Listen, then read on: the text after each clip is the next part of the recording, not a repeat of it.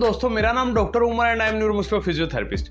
आज का जो हमारा टॉपिक है वो है बेसिकली कि पीएनएफ टेक्निक क्या होती है। पीएनएफ जो सा है वो अपर लिम में कौन कौन सी एक्सरसाइज है, कौन कौन से स्ट्रेचेज है, वो सारे मैं आज आपको परफॉर्म करके बताऊंगा। तो ये सब जानने के लिए चलते हैं अपनी वीडियो की तरफ। सबसे पहले पीएनएफ जानने के लिए हमें प्लेन्स और एक्सिस का पता होना चाहिए। सबसे पहले प्लेन कोई भी इमेजिनरी सरफेस है जिस में मूवमेंट होती है, जबकि एक्सिस वो लाइन है जिसके अराउंड मूवमेंट होती है।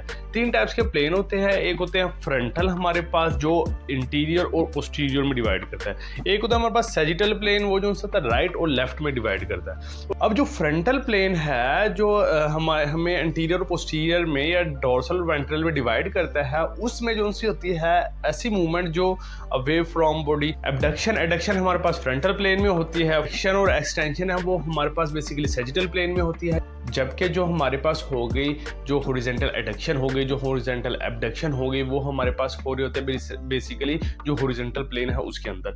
तो अब ये प्लेन और एक्सिस बताने का पीएनएफ के साथ क्या ताल्लुक है। पीएनएफ जो सा होता है बेसिकली डिफरेंट प्लेन्स के अंदर मूवमेंट होती है। डिफरेंट प्लेन्स के अंदर मूवमेंट होती है तो प्लेन्स का पता होना चाहिए। मिसाल के तौर पे अगर हमारे पास फ्रंटल प्लेन है, सैजिटल प्लेन और ट्रांसवर्स प्लेन है, अगर कोई मूवमेंट इन तीनों के अंदर हो रही होती है तो उसे हम पीएनएफ टेक्निक कहेंगे।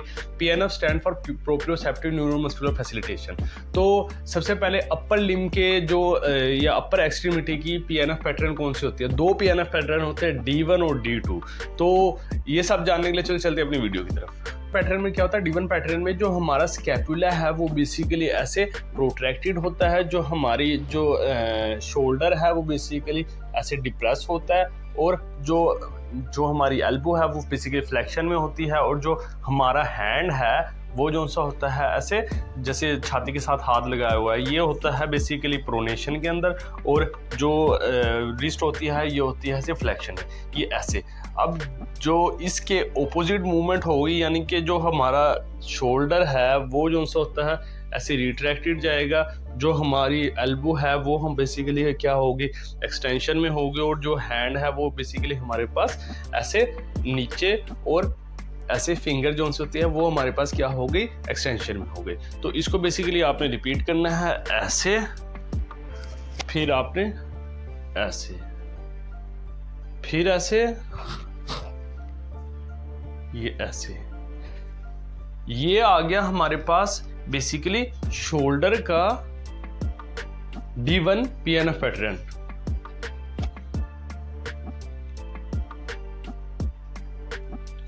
अब इसमें एक चीज का ध्यान रखना है कि आपने बॉडी को इस तरह नहीं मूव करना या इस तरह मूव नहीं करना। बेसिकली ये शोल्डर पे और ट्रंक पे हो रही होती है ऐसे।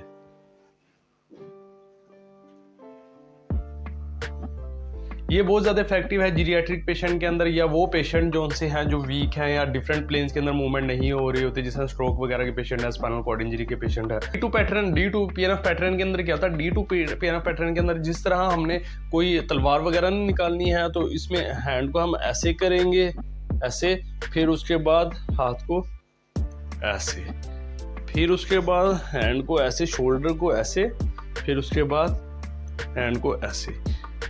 पहले जो है हमारे पास shoulder adducted, internally rotated, shoulder scapula protracted, फिर उसके बाद जो हमारे पास शोल्डर एक्सटर्नली रोटेटेड में रोटेशन में चला जाएगा। जो एल्बो है वो एक्सटेंशन में है, जो शोल्डर है वो एक्सटर्नल रोटेशन में है, जो हमारे पास स्कैपुला है वो रिट्रैक्टेड। तो इस पैटर्न को हम कहते हैं D2 pattern, PNF pattern for shoulder या फॉर अपर एक्सट्रीमिटी। अब अगर आपको लगता है कि हमारा शोल्डर जो है तो इतना स्ट्रेंथन हो गया है कि हम किसी रेजिस्टेंस के साथ कर सकते हैं, तो ये पीएनएफ एक्सरसाइज। हमारे पास थेराबैंड है। थेराबैंड में हमने क्या करना है, बेसिकली इसी तरह D2 फ्लेक्शन करने के लिए ऐसे करके हमने ये ऐसे, फिर ये ऐसे, फिर ऐसे, फिर ऐसे, फिर ऐसे, फिर ऐसे। तो ये हम थेराबैंड के साथ कर सकते हैं। ये ऐसे, ऐसे, फिर ऐसे, फिर ऐसे, फिर ऐसे, फिर ऐसे। यह आपको हमारी वीडियो पसंद तो हमारी वीडियो को लाइक करें, चैनल को सब्सक्राइब करें और साथ में बेल आइकन को दबाना ना भूलिएगा।